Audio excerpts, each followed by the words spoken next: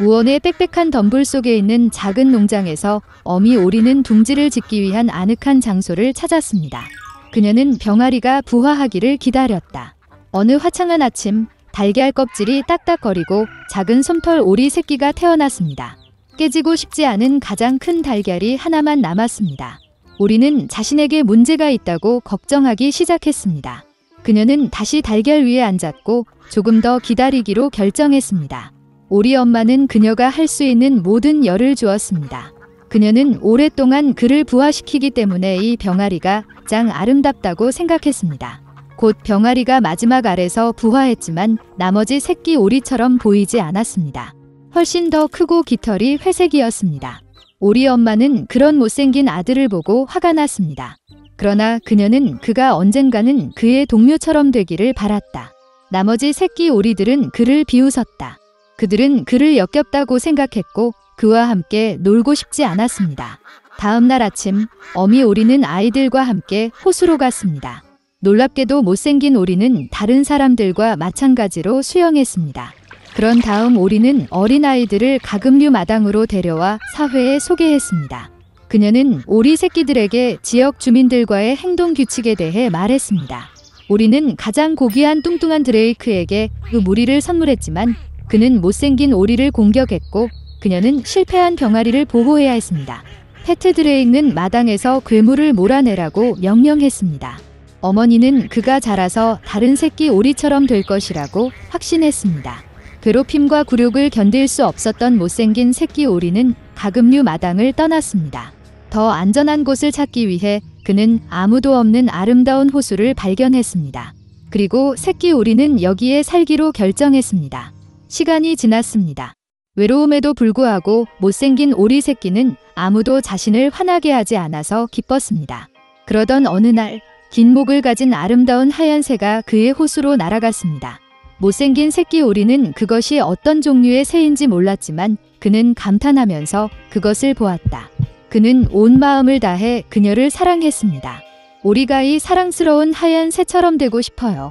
겨울이 왔고 눈이 내리기 시작했습니다. 못생긴 오리 새끼는 처음으로 하얀 눈을 보았습니다. 그 눈이 광경에 기뻐했습니다. 그러나 겨울이 눈이 많이 내리기 때문에 새끼 오리가 먹이를 찾기가 매우 어려웠습니다. 그는 음식을 찾아 동네를 돌아다녀야 했습니다.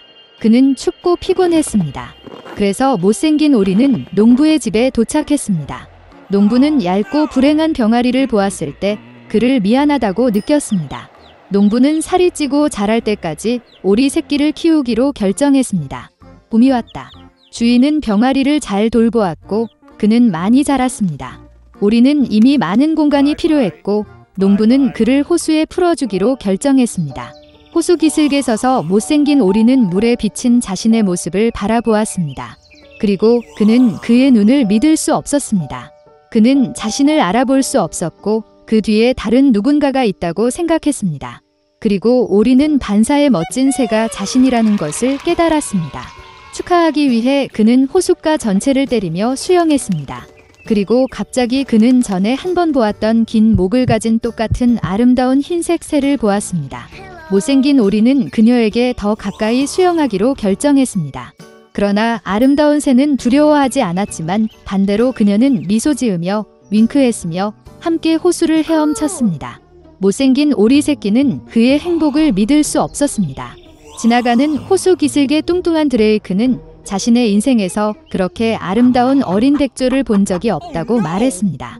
그가 한때 가금류 마당에서 몰아온 못생긴 새끼 오리가 아름다운 백조라는 사실을 알았을 때 그의 놀랐던 것은 추악한 오리 새끼는 처음부터 백조였습니다.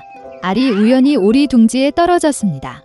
그리고 아름다운 어린 백조가 집으로 돌아왔을 때 가금류 농장의 모든 사람들은 한때 그의 외모 때문에 그를 화나게 한 것을 매우 부끄러워했습니다.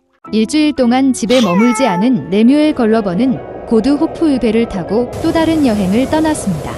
그러나 며칠 후 배는 해적들에게 추월당했습니다. 그들은 배를 납치하고 승무원 전체를 묶었습니다. 걸리버는 탈출을 시도했고 벌로 해적들은 파도와 바람의 의지에 따라 그를 보트에 떨어뜨렸습니다. 오랫동안 걸리버는 수평선의 육지를 발견할 때까지 넓은 바다를 돌았습니다. 그는 해안으로 헤엄쳐 땅을 조사하기 시작했습니다.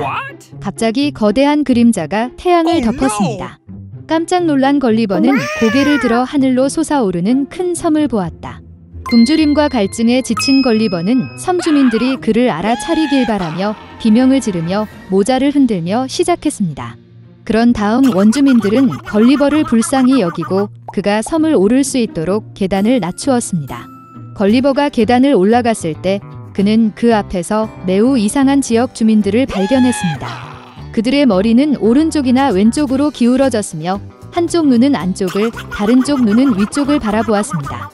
그리고 각 귀족에는 주인의 입술이나 귀를 두드려서 그의 생각에서 주의를 분산시키는 하인이 있었습니다. 걸리버는 따뜻한 환영을 받았습니다. 그는 궁전에서 음식을 먹었고 섬을 여행했습니다. 따라서 걸리버는 거대한 자석으로 인해 지구가 하늘로 솟아오르고 기지에는 거대한 다이아몬드가 있음을 깨달았습니다. 그러나 비행 왕국에서의 삶은 지루했기 때문에 걸리버는 곧 지구로 돌아왔습니다. 그의 눈앞에는 누더기 옷을 입은 지역 주민들이 굶주리고 있는 황폐한 나라였습니다. 결과적으로 이 사람들은 삶의 모든 것을 다른 방식으로 수행했습니다.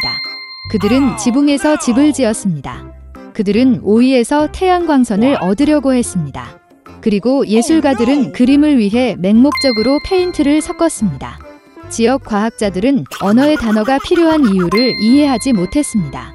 결국 논쟁을 시작한 모든 사람들에게 그들은 단순히 두뇌를 잘라내어 교환했습니다. 걸리버의 놀라움은 끝이 없었고 서둘러 섬을 떠났습니다.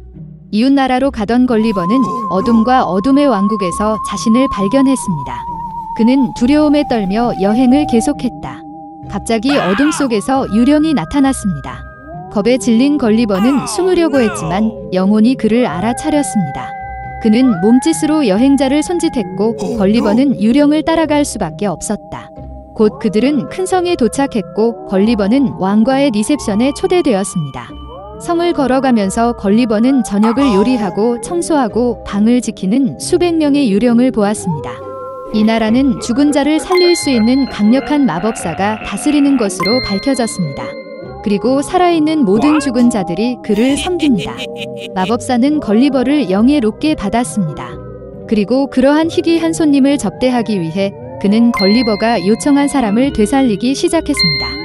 그들은 위대한 전사, 현자, 심지어 원시인이었습니다. 그러나 방황하는 것에 지친 걸리버는 마법사에게 감사하고 어둠의 왕국을 떠났습니다. 그는 가장 가까운 항구로 가서 영국으로 향하는 배를 탔습니다. 항구를 돌아다니는 걸리버는 즉시 주목을 받았다. 그런 곳에 외국인은 드물기 때문에 걸리버는 스파이로 오인되어 체포되어 긴급히 지역 통치자에게 끌려갔습니다. 외국인은 즉시 유죄 판결을 받았습니다.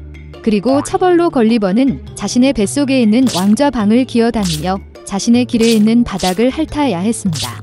이것은 관습이었습니다. 결국 걸리버는 군주에게 7번 절을 하면서 머리를 바닥에 쳤다. 그러자 주지사는 걸리버를 꼼꼼히 바라보고 그를 용서했습니다. 기적적으로 해방된 걸리버는 성에서 나와 가장 가까운 항구로 가서 영국 배를 탔습니다. 걸리버는 이 부분으로 돌아오지 않았다고 말해야 합니다.